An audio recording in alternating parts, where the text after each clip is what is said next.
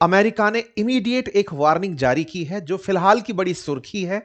America की Iran में अपने जितने भी लोग हैं उनको इमीडिएटली लीव करने की।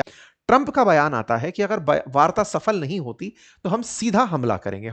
तो यह अपने आप में सुनिश्चित माना जा रहा है कि एक दो दिन में शायद कुछ बड़ा हमला हो जाए। खमनेई के इस बयान को आप पढ़ सकते हैं कि this time it will be A regional war.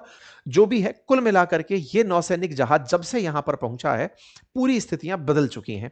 America in लोगों की कुछ पूछ ही नहीं रहा है। अमेरिका को इनकी परवाह भी नहीं है कि तुम्हारे साथ सऊदी क्या होगा, बहरीन के साथ क्या होगा, कतर के साथ क्या होगा, कुछ नहीं।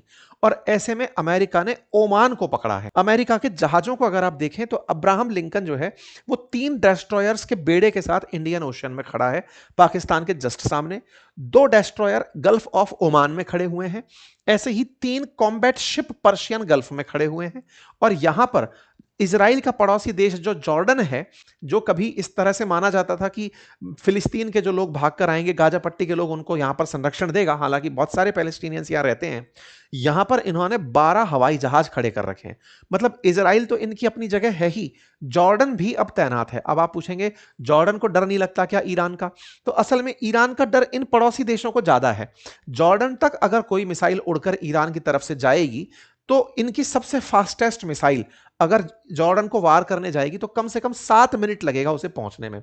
इतने में यूएस के जो शिप हैं, डेस्ट्रॉयर्स हैं, ये उसे पकड़ लेंगे, उसे हवा में ही खत्म कर देंगे। इसलिए यहां पर इन्होंने जो फाइटर जेट तैनात किए हैं वहां से उड़ करके इस पर गोला फेंकने आएंगे। पर्शियन गल्फ में भी इन्होंने अपनी तरफ से तैयारी की है। तो मतलब आप समझिए, चारों तरफ से इन्होंने ईरान की घेराबंदी कर दी है, किलेबंदी कर दी है। चारों तरफ से इसे घेर करके अब खबर यही चल रही है कि किसी भी समय हमला हो सकता है। ईरान में पूरी तरह आर्मी चीफ अमेरिका को वार्न करके अपने उत्साह को बढ़ाने में लग रहे हैं। और बातचीत के दौर में एक बात यह निकल आती है कि लास्ट टाइम एक बार बात और कर लो। तो परसों के दिन ईरान को ऑफर किया जाता है कि अगर बातचीत करना चाहते हो तो चले आओ, ओमान में बातचीत होगी। जैसे ही यह बात वहां के विदेश मंत्री को कही जाती है, विदेश मंत्री ओमान का धन्यवाद देते नहीं थक रहे हैं कि थैंक यू, तुमने अच्छा किया, हमारे बीच में बातचीत कराई, दो देशों के बीच में संप्रभुता के मायने रखे। इनसे पता चलता है कि ईरान भी कहीं ना कहीं अब टाइम बाय कर रहा है। ऐसा अमेरिका के जो मिनिस्टर हैं उनका कहना है। उनका अपन वीडियो भी सुनेंगे जिसमें वो कह रहे हैं कि ईरान के बहुत सारे नेता लोग अब जो अपना पैसा है वो वहां से निकाल करके दूसरे देशों में भाग रहे हैं। ईरान के अंदर धीरे धीरे डॉलर की तो कमी हो ही रही है। जैसे आपको याद हो तो सीरिया में बशर अल असद सीरिया छोड़कर के रूस भाग गए थे। ऐसा माना जाता है कि यहां से ईरान से भी बड़े सारे नेता रूस की भागने की तैयारी में हो सकते हैं। रूस इनको पर्याप्त संरक्षण दे सकता है। यह बात जब ट्रंप के सामने आई कि साहब आप ईरान पर क्या करने वाले हैं, तो बोले वो चाहते हैं कि हम उनको मारे नहीं, और वो इस तरह से देख रहे हैं कि हम बचकर कैसे बच सकते हैं। यूएस ने पूरी तरह से अपने आप को यहां पर इतना सज्ज कर लिया है कि ईरान का अगर कोई भी प्रोवोकेटिव एक्शन हुआ कि लो साहब हम अमेरिका के ऊपर टारगेट करना चाहते हैं, वो तत्काल प्रभाव से उन्हें मार गिराएगा। यूएस का अब्राहम लिंकन हाल ही में ईरान के शाहिद 139 ड्रोन को इसी तरह मार गिराया।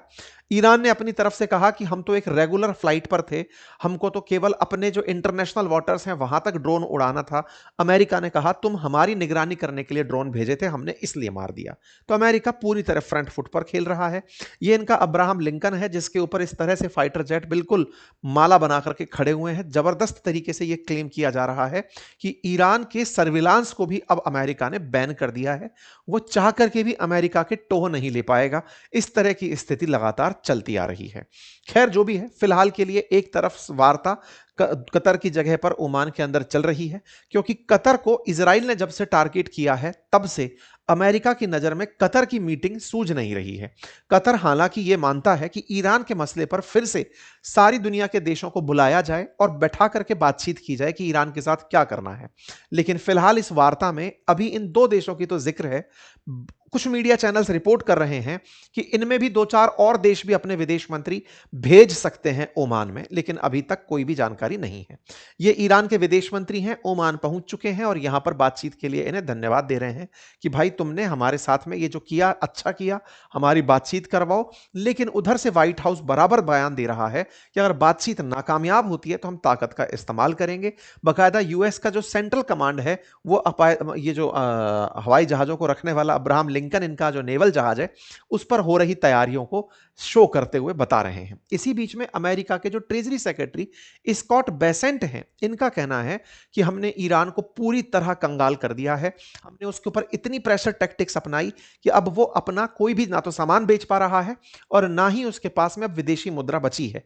ऐसे में हमने उनको यहाँ के जो बहुत सारे हैं ना, the rats are leaving the ships, मतलब इस तरह से कि अब वो जहाज छोड़कर भाग रहे हैं, ऐसी स्थिति है।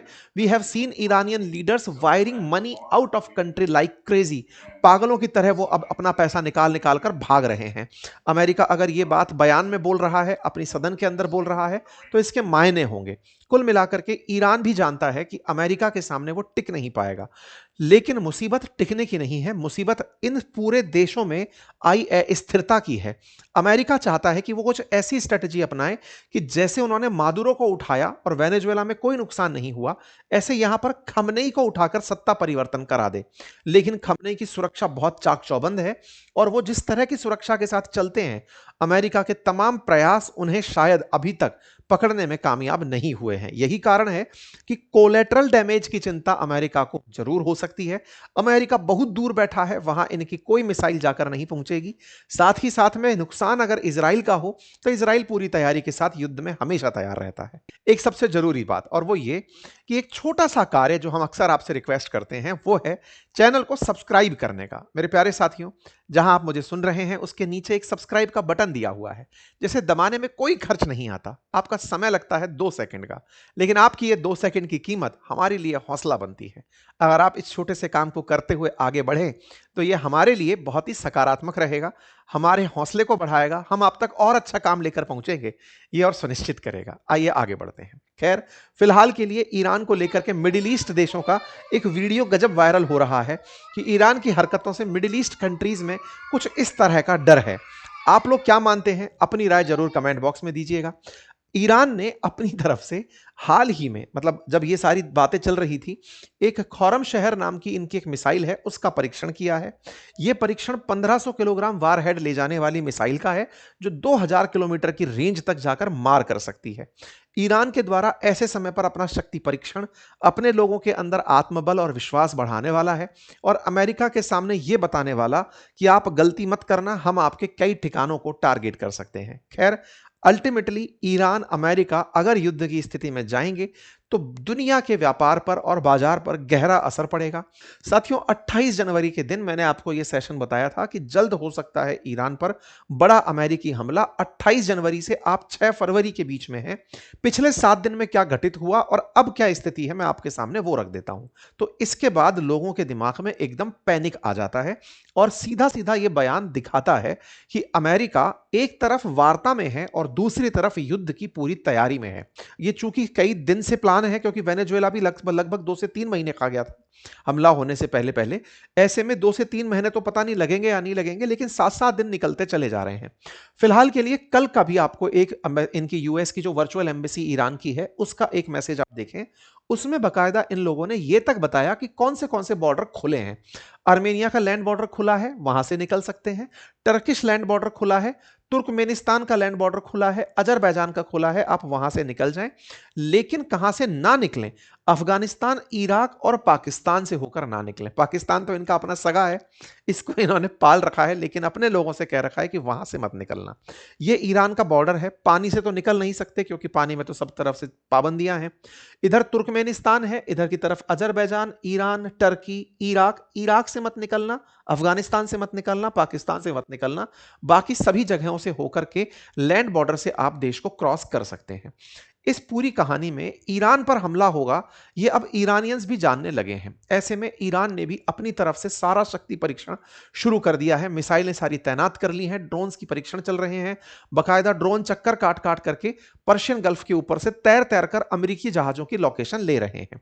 ऐसे में एक इनका शाहीद करके ड्रोन है, वो जब पर्शियन गल्फ से उड़ा तो F-35C ने उड़ करके उसे मारा। हालांकि उस दिन माना जा रहा था कि ये लोग भिड़ जाएंगे, लेकिन फिर से एक दिन पीछे हट गए, युद्ध नहीं हुआ। एक दिन और घटना 1 तारीख के दिन ऐसी हुई जब अचानक मीडिया में खबर चलने लगी कि ईरान के 5 शहरों में लगातार धमाके हुए हैं। उस समय हमारे पास भी पूरी तरह से ये स्थिति बन गई थी कि हो गया है ईरान पर हमला, लेकिन फिर उसे ठंडे बस्ते में डाल दिया गया कि नहीं-नहीं गैस सिलेंडर ब्लास्ट हुआ था। तो अभी इन लोगों के बीच कुछ हो रहा है या नहीं हो रहा है, ये बात बड़ी ही ध्यान से देख कर के चलनी पड़ रही है। कुछ दिन पहले जब मैंने आपको ये सेशन में जानकारी दी थी, उस समय पर ये सारे के सारे लोग अच्छा इंटरेस्टिंग बात मैं आपको बताता हूँ कि अमेरिका ने इन पर जब प्रेशर क्रिएट किया तो 4 शर्तें रखी कि या तो अपना यूरेनियम का जो एनरिचमेंट है, संवर्धन है, वो पूरी तरह रोक दो। दूसरा संवर्धित यूरेनियम जो बना रखा है उसे हटा दो। तीसरा लंबी दूरी की जो मिसाइलें हैं उनकी संख्या को कम कर दो और क्षेत्रीय प्रॉक्सी बल जैसे हमास है, हिजबुल्लाह है, हूती है, इन सब की मदद करना बंद कर दो। लेकिन इस पर ईरान ने तभी कह दिया था कि हमारे पास तो कोई मैसेज आया ही नहीं अमेरिका का। लेकिन ट्रंप ने अपनी तरफ से कहा कि मैंने आपको डेडलाइन दी हुई है, अगर आप मानते हैं तो ठीक है, अदरवाइज हमला तो होगा। कुल मिलाकर के इस बीच में जब ये सारी की सारी चीजें चल रही थी, खबर निकल कर आती है कि अमेरिका ने जैसे ही धमकी दी, जब ये अब्राहम पहुंचा था, मैंने आपको उस दिन भी बताया था, अमेरिका का एक नौसैनिक बेड़ा है, अरमाड़ा बोलता है नौसैनिक बेड़ों को, जिसमें सबसे बड़ा जहाज अब्राहम लिंकन नाम से पानी का जहाज है, जिस पर कई हवाई जहाज तैनात हैं। उन हवाई जहाजों का जो जहाज है, जब वो इंडियन ओशन से होते हुए पहुंचता है युद्ध अभ्यास के लिए ईरान के नजदीक, उस समय पर इजराइल के और सऊदी के जो अधिकारी हैं वो अमेरिका रवाना होते हैं। और पहुंच करके ये अपने सेशन के बाद की बात है, अपन ने 28 को किया था, ये 29 जनवरी की बात है। इजराइल और सऊदी के ऑफिशियल्स अमेरिका पहुंचते हैं। इजराइल के मिनिस्टर जो इजराइल की मिलिट्री इंटेलिजेंस के जो डायरेक्टर हैं मेजर जनरल शैलोमी बिंडर, वो वहां पर जाकर के अपनी तरफ से सारी बातें रखकर आते हैं कि अब हम भी तैयार हैं। पहले तक हमने आपको समझाया था, लेकिन सऊदी वाले लोग पहुंच करके कहते हैं कि साहब इससे रीजनल अनस्टेबिलिटी बढ़ेगी, इस पर आप हमारा पक्ष भी जान लें। खैर, डिप्लोमेटिक रास्ते हमेशा से ही बातचीत के लिए बेहतरीन माने गए हैं, किसी भी प्रकार के बवाल को खत्म करने के लिए माने गए हैं। देखना होगा कि ये रास्ते कहां तक जाते हैं। उम्मीदों के साथ कि युद्ध ना हो, दुनिया में स्थिरता कायम रहे, फिलहाल फिलहाल हम तो यही चिंता करते हैं। लेकिन अगर ऐसा होता है तो बहुत सी चीजें भारत के लिए भी असरदायक होंगी, क्योंकि मिडिल ईस्ट से भारत के कुल इंपोर्ट का बड़ा सारा सामान आता है और एक्सपोर्ट भी हमारा मिडिल ईस्ट में काफी होता है। वो पूरी तरह बाधित रहेगा इस युद्ध के काल में, इसलिए बाजार में बहुत सारी उछल कूद देखने को मिल सकती है। फिलहाल के लिए इतना ही। अपना ख्याल रखें, बड़ों का सम्मान करें, छोटों को प्यार दें, अपना व्यक्तित्व इस प्रकार से विकसित करें कि महिलाएं आपके साथ सुरक्षित और सम्मानित महसूस करें। फिलहाल के लिए इतना ही। धन्यवाद।